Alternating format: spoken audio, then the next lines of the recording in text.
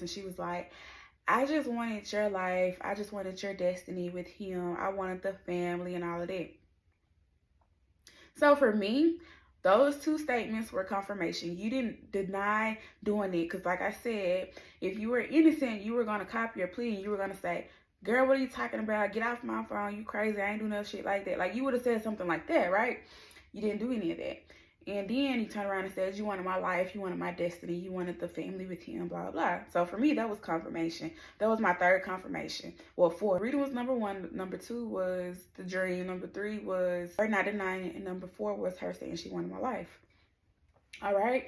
Now we can fast forward it a little bit. Back to me, when me and him got back together, she discovered we were back together. So she started saying stuff like, I'm pregnant and all of this stuff. And she sent him screenshots of her like in the hospital and things like that, and she was saying that she was in a hospital with a feeding tube because she can't eat, she can't keep anything down. Around that time, I know for a fact I had burned a reversal candle or a return to sender candle to send back whatever was sent towards me and my child.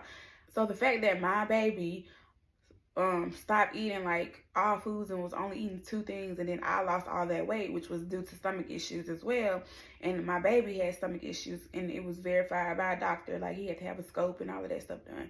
So the fact that I burnt that candle and she sent that picture, that was like confirmation for me that, okay, she is the one that's, you know, sending the witchcraft to you because you burnt that return to sender candle, and now she's in the hospital saying she has this feeding tube in her.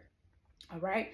So I was like, okay. So he's seen it. He was like, wow, like, this is crazy. What we got to do, blah, blah, blah, blah. So then he started getting readings and stuff like that. When he got his readings, the ladies was telling him the same thing. Hey, there's 2 women in your life. One is basically trying to like snap you out of it, put you up on game. But she ain't innocent. And then you have somebody else that's really doing some hardcore spell work on you. The fact that they kept telling him that I wasn't innocent had him looking at me kind of sideways. But I already told him when they said that I wasn't innocent, it was because I never stopped talking to the guy that I was talking to, and me and him started back talking. Like, I kept talking to him because I was like, yeah, if this don't work, I still got this guy or whatever. So that's what she was saying when she was like, I'm not innocent. So yeah, that's when he ended up realizing, okay, started doing work on me. And he started telling me all of the experiences that he had experienced and all of that. So fast forward to, he ended up moving into a different place. And when I tell you, the energy, the spirit, like, was so messed up in that house. Like, it was so bad. And I remember me and him had went out of town somewhere on a couples trip or whatever. I can't remember where we was at. But she ended up calling his phone like late at night. And I got mad because I was like, why is she calling her phone at, you know, late at night at that? Like, to me, that indicate, yeah, I must be still talking or something. So I made him call her back. And when he called her back, she was like, send me my MFing money. You a BA nigga. And she was basically saying that she paid for an abortion and he needed to send her the money. That next, like 2 or 3 weeks after that, maybe even a month later, that's when he moved into that new place.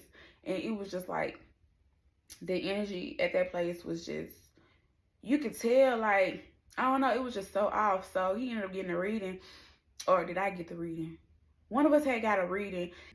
They said that there was a really angry, like, ex or something like that, or girlfriend that's doing work. She was like, maybe he had left her or something like that. I want to say it was his reading, because me and him had started discussing our readings at this point. So that confirmed what was going on at the house. So we ended up going to New Orleans one day, and we went to a what's it called? Apothecary, what is it called? A spirit house or something like that. Spirit shop. You know, one of them stores where you can go up in there and you can buy all your supplies and stuff like that. We ended up going there, and some random lady had walked up to him and was like, it's a lady doing some stuff on you. She's like, why are you here? Because it's a lady, like, really. She was like, what you got? Let me see the candles you got.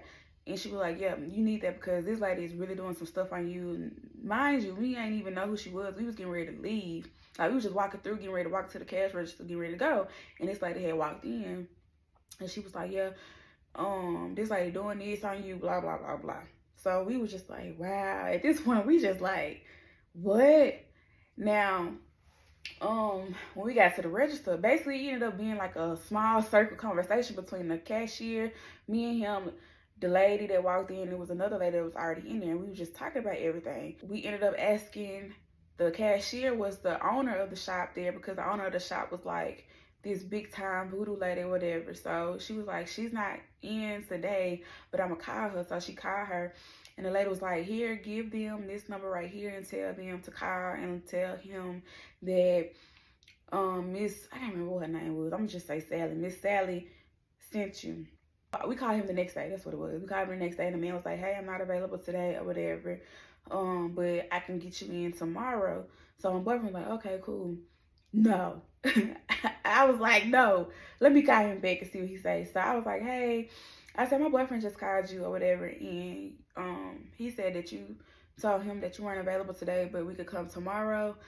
And I was like, but I think I told him I had to work tomorrow, something like that. And he was like, well, y'all could just come on today. Y'all can come on, it's fine. And when we got there, it was like this house in New Orleans, and it had like a for sale sign in the yard. I was like, it was in the hood. Well, to me, it looked like the hood. I was like, Lord, what have we got ourselves into? Like, what is going on? Why are we at this house that has a for sale sign in the yard? Like, what's going on? So this man came outside or whatever, and he was like, y'all can come on in or whatever. So when we get to the door, we go in the door. All you see is blood on the walls, altars everywhere, bones. Like, I was like, what the? I know my face probably was like, because when I walked in, I was like, just looking like, what? So he told us to have a seat or whatever, introduced himself, told us his background, history, and stuff like that. He proceeded to do, I guess you could say, like a reading or whatever. But he had like, it was something in a bottle. He had drunk the stuff in a bottle and like spit it out and was spitting it on like the altar. And then he started, he read with, it wasn't tarot cards. He had like some bones or something that he was shaking and throwing and stuff like that. So when he was doing it like at my boyfriend's feet, and I don't know, it was like he was reading his body or something. I don't know, but I just told him basically, you know, it's somebody doing some work on you, but they real sloppy and messy with the way they do the work or whatever. He was like, it's sticking, but it ain't sticking like how it should stick, I guess you should say, because it's being done like incorrect and sloppy or whatever. It's real messy. That's another thing too. The other lady was like, I shouldn't even be able to tell you who went to the graveyard or whatever, because when you go to the graveyard, it's a certain way you enter and you exit. And she was like, so the fact that I could tell you that you're in the graveyard or whatever, something like that, she was like, lets you know like it's done very carelessly or whatever. So back to the man. So at the man house or whatever, then he was like, I'm gonna read you as well. And he said the same thing. He was like, I see work being done on you, but you're like not the focus no more. It's like a lot of anger work being done on him or whatever. So he gave us this little stuff that was like a cleanser, I guess, that he wanted us to put in the tub with us when we take a bath. And he was like, I want to warn you, sometimes like people, he was like, I want you to have a glass of milk on the side of the tub when you get in the water or whatever. He was like, because some people have different experiences. Some people claim they hear like the wilderness, frogs and stuff like that when they get in the water. I was like, the whole time, I'm like, what the hell? But I'm like, okay. So, oh, and he gave me a key, an iron key. And he was like, put this in your kid's room over their bed or whatever, or over their door. So I was like, okay, cool. So we had left from over there. Pretty much like all what happened that was very like in your face, like witchcraft type of things. That was a very, very, very traumatic time in my life. And it's to the point now where it changed my life, and it causes me to be like have so much anxiety about people. And now it's like I look at everybody and I'm like, they do witchcraft. Like, I literally look at everybody. It's gotten better now that I have rededicated my life to God, but it's like I just be so paranoid. Like, this really like made me extremely paranoid. My boyfriend, oh my God, he's so bad. Like, he is just like terrified. Not terrified, but just like really paranoid about people or whatever. Like, even being in New Orleans. And the lady was from like New Orleans too. So all her family stay in New Orleans. That's another thing. One of the readers was like, they've been doing this all their life. It's a group of them. It was so much. Like, that's how I know I done left out some pieces. But yeah, that's pretty much what happened. My boyfriend, ex-girlfriend, tried to kill me and my baby with witchcraft.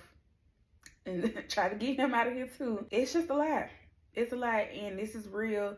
If you were never a believer, then trust me, I'm here to tell you, it's real. I was never a believer until it started happening to me, and I was like, oh my God, this is real life. This ain't no play. This is real life. On Facebook, I had a lot of people ask me, like, how do you know? So how did I know? Like I said in the video, I started off with readings, and then at the time, like I said, I didn't have faith in God back then, so I believed in my ancestors, and I asked my ancestors to show me in a dream what was going on. So that's how I got confirmation. So readings and dreams, and then I got the confirmation from the lady herself when she never denied putting work on this. So that's how I knew. I don't really know how to give advice about it now because, like I said, that's not my lifestyle anymore. I'm fully dedicated to God. So my answer to anybody that that would want to know, like, if you have something on you, it would be simply to pray to God and ask him. But yeah, y'all, that's my story. That's what happened. My boyfriend did say he will get on and film his version of what happened from his perspective. He want to do it on his own channel, so I don't know if it's going to be ever posted because he be tripping. I hear from his perspective because his perspective is totally different. He was the one that was with the witch. So yeah, I will see y'all in the next video.